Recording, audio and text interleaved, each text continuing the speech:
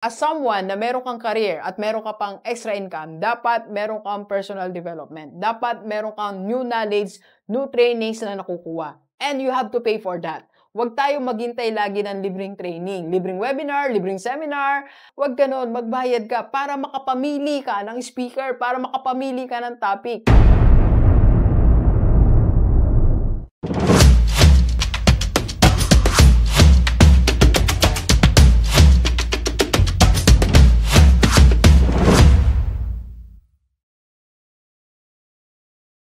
Universe, anong gagawin mo kung bigla lumaki ang extra income mo? Let's go, let's go. Marami sa atin, di ba, employed tayo, then may extra income tayo. At minsan, dahil nagsisikap tayo doon sa extra income na yun, bigla siya lumalaki, di ba? Or minsan naman, meron tayong sinisimulang negosyo, then, syempre, meron tayong mga extra income na ginagawa. May hustle tayo, side hustle. On the side, meron tayong ginagawa at lumalaki yung income natin. Anong gagawin natin doon sa income na lumalaki? Alam nyo, possible yan. Na-experience ko po yan nung ako po ay principal. Nag-start ako ng YouTube channel ko and hindi ko sinasadya. Nung dumarating yung mga 1 year na yung YouTube channel ko or less than a year, mas malaki pa po ang income na nabibigay niya sa akin as a principal. Okay? So, kung yun ang nangyayari sa'yo, ano ang gagawin mo? Unang-una, huwag kang mag-resign. Okay? Kung meron ka namang negosyo na tumatakbo ng maayos, huwag mong isara.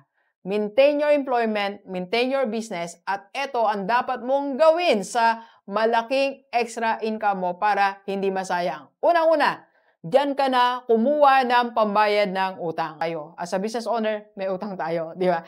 Okay, so, ang gawin mo sa extra income mong malaki na yan, ipambayad muna natin ng utang. Unti-unti, alisin ang mga utang para nawawala ang stress natin. Para focus ka na lang sa dalawang bagay. Ang iyong career at ang iyong extra income.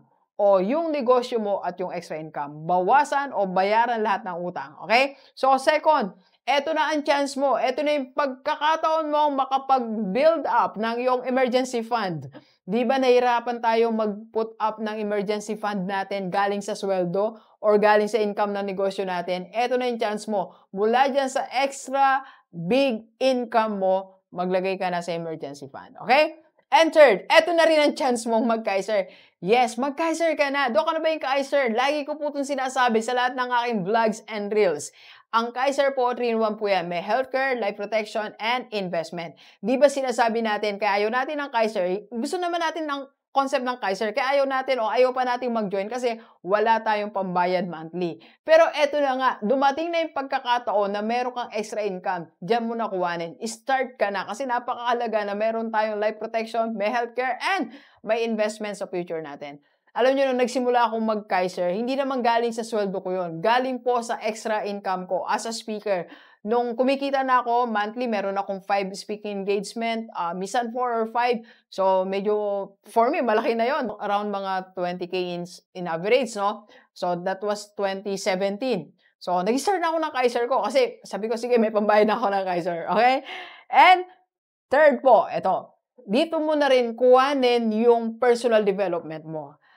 As a business owner, or as someone na meron kang career at meron ka pang extra income, dapat meron kang personal development. Dapat meron kang new knowledge, new trainings na nakukuha. And you have to pay for that. Huwag tayong maghintay lagi ng libreng training, libreng webinar, libreng seminar, libreng coaching. Huwag ganon, magbayad ka para makapamili ka ng speaker, para makapamili ka ng topic. Kasi pag naghintay ka na ng libre, kung ano na yung dumating, di ba, na libre. Pero kung may pera kang pambayad, ikaw ang makakapili kung sinong gusto mong pakinggan, kung saan ka gusto mong umattend, kung sinong gusto mong maging coach. Okay? May pambayad ka na kasi may extra income ka, malaking extra income. And of course, buy ka na rin, bumili ka na rin ng mga gadgets mo, bumili ka na ng laptop mo, cellphone mo, mga kailangan mo para sa karir mo, para sa negosyo mo. And bumili ka na din ng kotse mo, sasakyan mo. Yes. Doc, di ba dapat magtipid? Ako, for me, okay lang magtipid tayo. Pero kung meron ka ng extra income, dapat i-finance mo na yung comfort mo. Alam mo, when I bought my first car, second hand po yan. Galing po yan sa second income ko. as a consultant po ako sa isang private school noon. Sideline principal. So, meron akong income. Saktong-sakto kung magkano yung binabayad sa akin, yun ang pambayad ko sa hulugan ko second-hand car. That was, so 2016 nata yun. Okay? And of course, eto na rin ang chance mo makapag-invest. Alright? So, dapat meron kang perang nag-grow. Kaya sa atin po lahat na merong malaking extra income, huwag nating sayangin. Isulit mo ang malaking income kasi unang-una, blessing ni Lord yan. Kaya dapat hawakan natin na maayos. Let's go, let's go. Tabi po tayo. Thank you for watching. We are inviting you to attend our free webinar on how to save and invest the right way para magkaroon ka na ng investment sa mutual fund and maka-start ka na ng Kaiser mo. Ang Kaiser 3-in-1 po yan. May healthcare, life protection, and investment. PM na sa personal FB ko. Let's go, let's go!